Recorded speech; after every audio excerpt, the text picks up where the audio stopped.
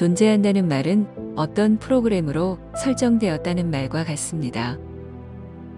설정되지 않고 존재하는 것은 없으니까요. 길거리의 나뒹구는 돌멩이 역시 자신만의 프로그램으로 단단하게 고정되어 있지 않던가요? 식물이나 동물로 가면 그 설정값은 더욱 치밀해집니다. 더 나아가 사람에 이른다면 그 정교함은 이루 말할 수가 없겠지요. 그렇다면 당신은 어떻게 프로그램되어 있을까요? 물리학적, 생물학적 프로그램은 차치하고 두뇌의 프로그램만 한번 따져봅시다.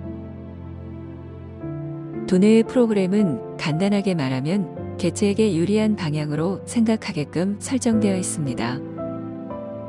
당연히 그래야만 생존에 유리할 테니까요.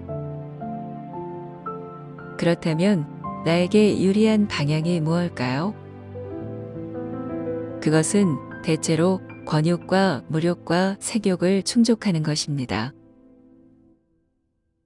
그러면 이것들보다 더 유리한 것이 있을까요? 당연히 있습니다. 그것은 바로 괴로움이 소멸된 열반의 경지입니다. 그래서 두뇌의 프로그램은 열반에서 정점을 찍습니다. 이것이 열반을 파는 종교들이 쏟아져 나오게 된 이유입니다. 천국과 극락, 구원, 영생 같은 것들도 열반과 동일한 성분으로 되어 있는 상품들이지요. 그렇다면 수행자들은 어떨까요? 그들 역시 세속의 일반 사람들과 똑같습니다. 하나같이 괴로움을 소멸해 열반에 이르는 것을 꿈꾸니까요. 이들은 열반이 목적이기 때문에 항상 열반을 잣대로 진리를 가늠하게 됩니다. 열반에 이르도록 가르쳐야 정법이고 열반에 이른 사람처럼 행동해야 깨달은 사람이 되는 것이지요. 목적이 열반에 있다 보니 눈과 귀 또한 여기에만 민감하게 반응합니다.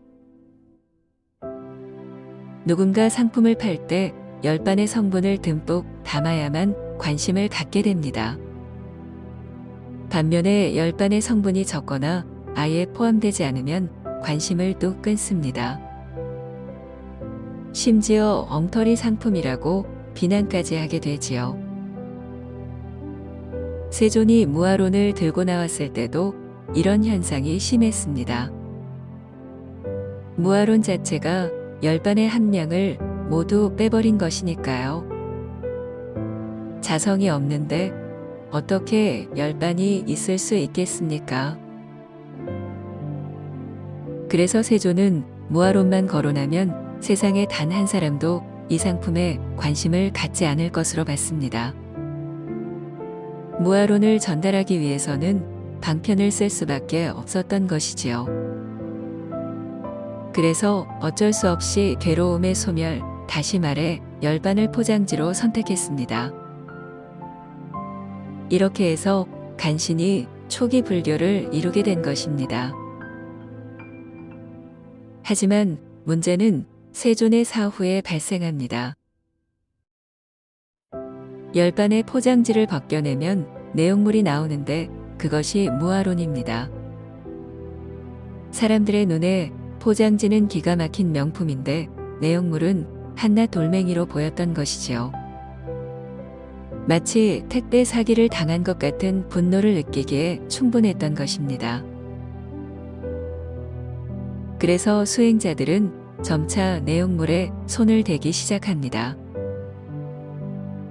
돌멩이에 색칠을 해서 힌두교의 진주처럼 바꿔놓았고 이름도 참나, 본성, 불성 등으로 붙였습니다.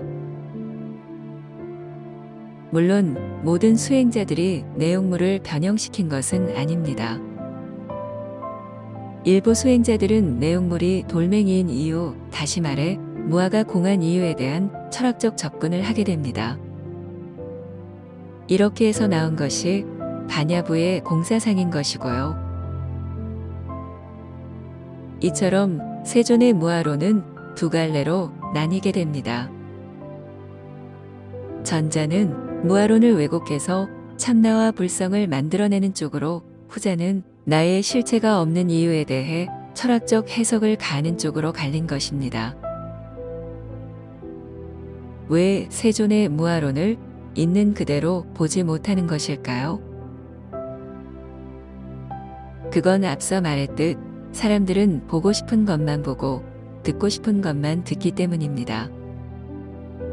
우리의 사고는 원래부터 그렇게 프로그램되어 있으니까요. 당신은 무엇을 보고 싶으신가요? 당신은 무엇을 듣고 싶으신가요? 꿀물처럼 달콤한 참나의 열반인가요? 아니면 맹물처럼 담백한 무아의 진리인가요?